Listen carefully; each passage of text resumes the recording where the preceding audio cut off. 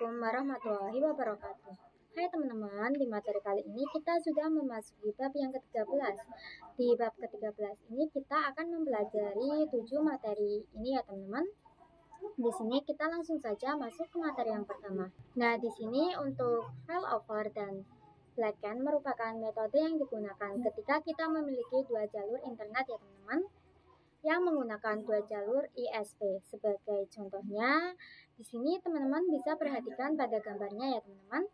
Ini terdapat satu router yang memiliki dua jalur internet, yakni ISP1 dan ISP2.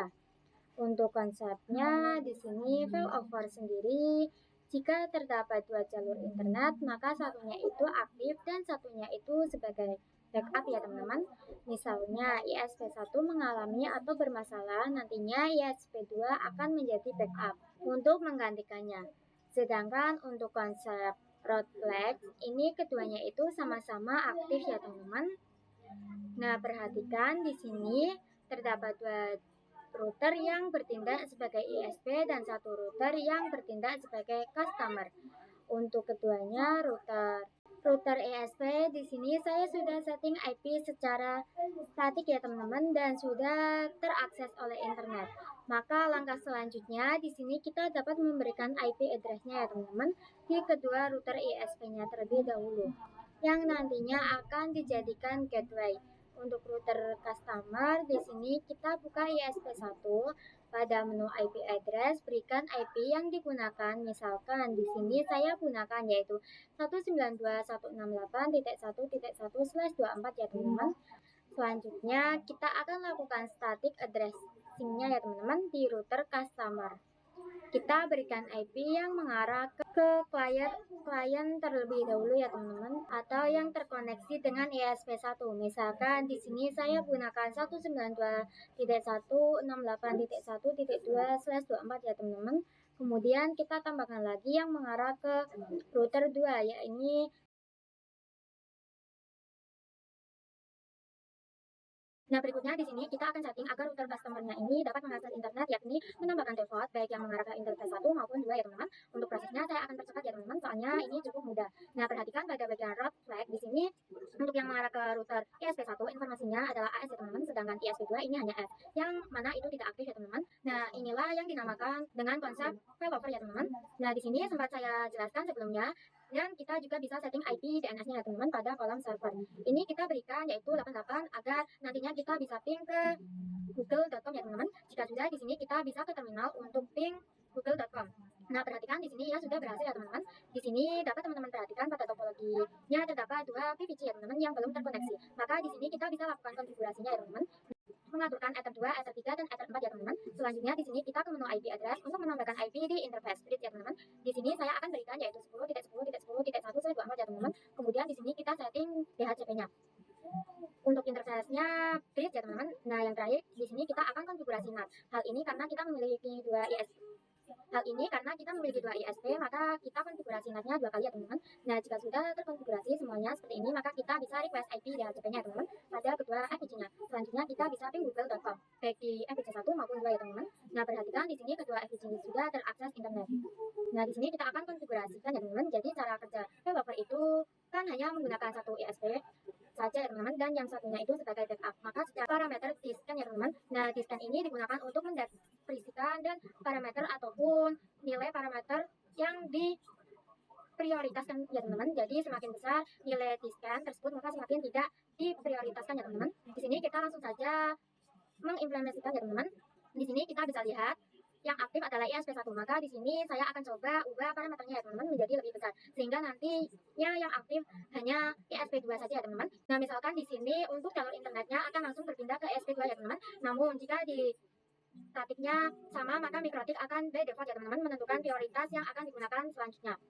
Nah, di sini kita akan mengenal mengenai fitur check gateway ya teman-teman. Untuk saat ini jalur internet yang digunakan adalah ISP2 dan ISP1 sebagai backupnya. Jadi fitur ini membantu memastikan bahwa gateway yang dipilih berfungsi dengan baik dan diakses jika gateway utama tidak dapat dijangkau karena ada masalah.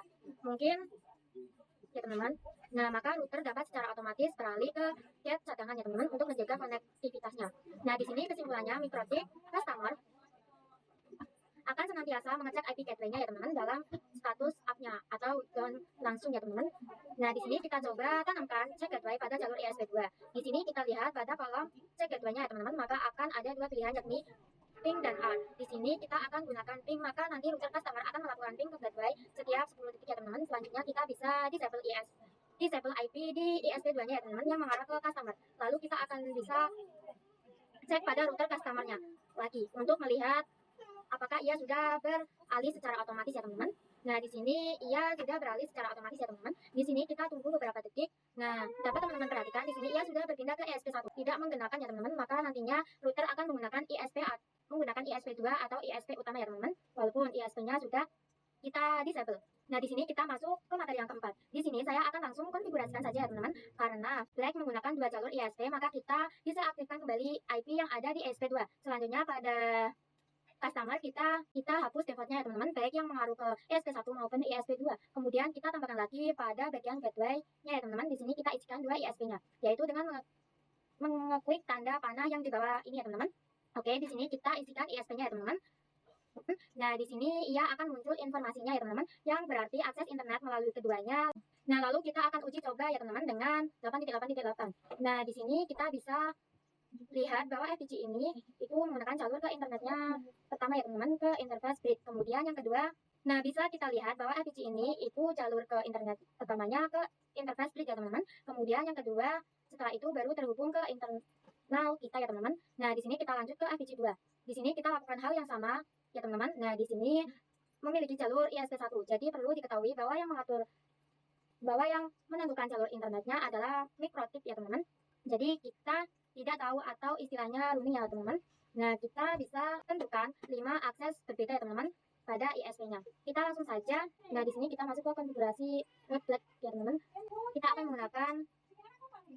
akan melakukan konfigurasi root black ya teman-teman dengan metode root progress. Jadi root close ini akan bekerja dengan sistem SFC address ya teman-teman. Kita bisa mendefiniasikan untuk IPv1. Kita harus internetan ya teman-teman menggunakan ISP1 dan IPv2. Nah, ini menggunakan ISP2. Nah, karena menggunakan sistem SFC address, maka IPv-nya ini harus menggunakan ISP statik ya teman-teman, agar tidak berandakan ya teman-teman.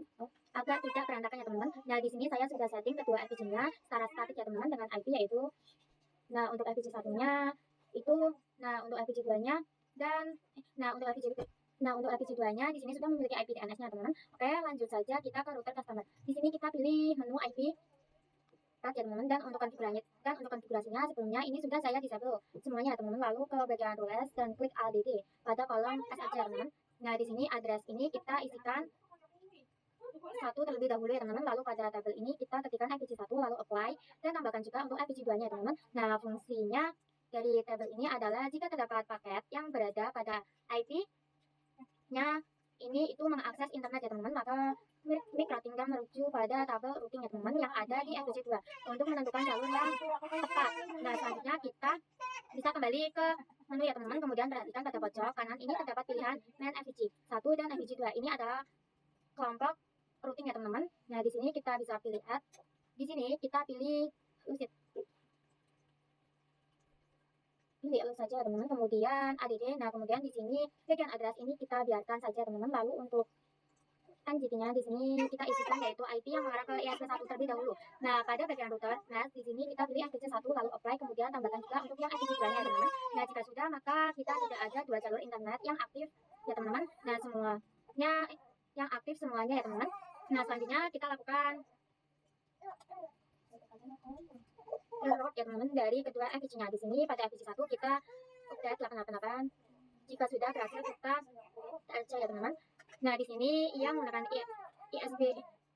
ISP1 untuk mengakses internet. Kita bisa lakukan di FPG2.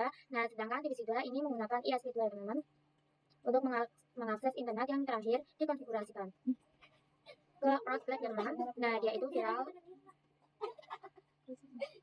Nah, dia itu bisa mendeteksi paket berdasarkan propaganda. Nah, untuk konfigurasinya sebelumnya sudah saya disable ya teman-teman, baik pada menu tab root ataupun run. Nah, kita bisa ke menu IP firewall. Lalu kita seperti sebelumnya teman-teman. Di sini kita akan membuat IPv1 ini menggunakan ISP1 ya teman-teman, dan FVC2 menggunakan ISP2. Di sini kita klik pada bagian print. Ini pilih rating ya teman-teman. Untuk statiknya di sini, untuk statnya yaitu di sini address kita isikan yaitu satu ya teman-teman pada bagian action.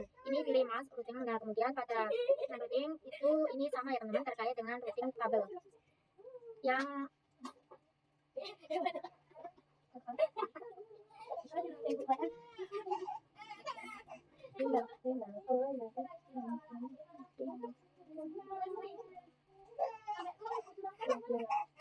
pada bagian action ini pilih mass routing. Nah kemudian pada routing mass ini saya terkait dengan routing kabel ya teman-teman yang ada di maka di sini kita bisa ketikkan ISP1, kemudian kita tambahkan satu lagi untuk yang mengarah ke ISP. Nah sudah selesai teman-teman. Di sini kita tambahkan router kabelnya. Di sini kita klik add dan DST ya teman-teman, adresnya. Ini kita biarkan saja, lalu pada kabelnya isikan IP ISP1 IP ya teman-teman. Kemudian pada routernya kita masuk ini di ISP ya teman-teman. Nah jika sudah, di sini kita klik apply dan kita tambahkan lagi untuk yang mengarah ke ISP2 nya. Nah di sini sudah ya teman-teman. Ini kita lakukan di semua di kedua FVC-nya teman-teman. Pada FVC1 ini kita bisa pilih 888 ya teman-teman, kemudian 888. Nah di sini kita melewati FVC1 ya teman-teman. Nah di sini sudah sesuai dengan apa yang kita konfigurasikan. Kita bisa lakukan hal yang sama di FVC2. Nah dapat teman-teman perhatikan di sini ia sudah terhubung sesuai dengan apa yang sudah kita konfigurasikan ya teman-teman sebelumnya. Nah